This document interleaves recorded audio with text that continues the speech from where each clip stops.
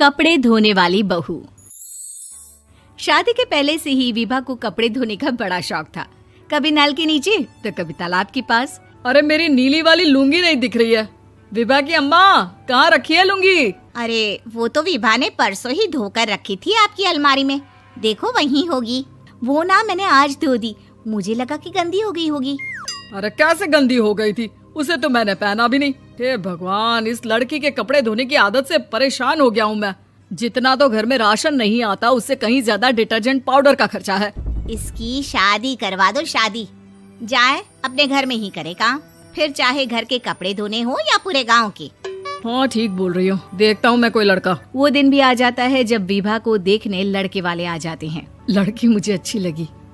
होने वाली सास कहती है, बेटी अगर कुछ पूछना है तो पूछ लो।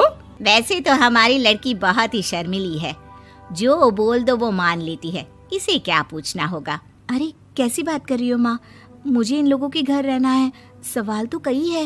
हाँ हाँ बेटा, पूछ लो ना, क्या पूछना है। आप लोगों के घर कपड़े कौन धोता है? सास का मुंह बन जाता है। देखो, अगर तुम ये कहना चाहती हो कि तुम्हें कपड़े धोने नहीं आते तो सुन लो, कपड़े मैं ही धोती हूँ, लेकिन तुम्हारे आ जाने के बाद मैं रुमाल तक नहीं धोऊंगी। अरे चुप रहना भाग्यवान, बहू बेचारी घर आई नहीं, उसे डराना शुरू कर दिया। वो क्या है ना बिटिया, अभी तक तो ये कल्लू की माँ ही धोती थी, लेकिन अब तुम्हारे पापा तो दहेज में वॉशिंग मशीन देंगे ही। तभी विभा की माँ बोल पड़ती है, सवाल भी पूछा तो क्या। वैसे भाई साहब, मशीन की तो फिर भी कपड़े धोने की कैपेसिटी होती है। मतलब जो बिटिया दे रहे हैं ना विभा, इसे कपड़े धोने का बहुत शौक है। ये आप लोगों के क्या, आस पड़ोस गांव मोहल्ले सबके कपड़े धो दे और उफ तक ना करे। बाहर देखा नहीं आपने कितने कपड़े सूख रहे हैं? सब हमारी बिटिया ने ही तो धोए हैं। बस भी करो ना माँ, शर्म आ रही इतनी तारीफ सुनकर। और तो और एक दाग निकाल कर दिखाओ तो मान जाऊं। हाँ अच्छा, माफ करना बेटा, मैंने गलत समझा। हमें तो रिश्ता बहुत पसंद है। और ऐसे जुड़ जाता है रिश्ता कपड़े धोने का शौक रखने वाली विभा का। उसकी शादी हो जाती है कोयला फैक्ट्री में काम करने वाले कल्लू के साथ। शादी के बाद अचानक विभा चिल्लाती हुई सास के पास आती है। सासू माँ, अरे सासू माँ कहाँ है आप? ये तो धोखा है, धोखा दिया आप लोगों ने मुझे। इसे ससुर के चक्कर के बारे में पता चल गया। अरे तो उसमें तुझे क्यों धोखा मिला है? अरे नल में पानी नहीं आता, कपड़े कैसे कब धुलेंगे? अच्छा, तू पानी नहीं आ रहा उसकी बात कर रही है। तो आपने क्या सोचा? कुछ नहीं। अच्छा, तेरी माँ ने कहा था कि कपड़े धोने का शौक है तुझे, याद आया मुझे। शौक बोलकर कपड़े धोने वाले मेरे जुनून को कम ना आके सासू माँ, कपड़ा धोना मेरा गुरूर है। तभी पति भी वहाँ आ जाता है। अभी मैंने इसे सनी देओल की फिल्म दिखाई है, उसी के डायलॉग मार रही है माँ। अच्छा सुन, साफ साफ बता रही हूँ, पानी सुबह 4 से 6 और शाम को 10 से 12 आता है, समझी? विभा टाइमिंग सुनकर हैरान हो जाती है। ये क्या भूतों का मोहल्ला है? सुबह 4 बजे उठकर कौन कपड़े धोता है? 4 बजे टंकी में पानी जाता है, फिर सारा दिन धोना ना, किसने मना किया? अरे कैसी बात कर रही हैं? 200 लीटर की टंकी में कितने कपड़े धो लूंगी मैं? सुबह ही उठ जाऊंगी मैं। अब क्या था, विभा सुबह 4 से लेकर रात के 12 बजे तक कपड़े ही धोती रहती। एक रोज सास पड़ोस से निकलकर कहीं जा रही होती है कि साथ वाली कहती है, हाँ कल्लू की माँ, जरा ये बताओ कि 2 साड़ी है, 2 ब्लाउज और एक पेटीकोट और एक नाड़े वाला लंबा कच्छा। हाँ तो?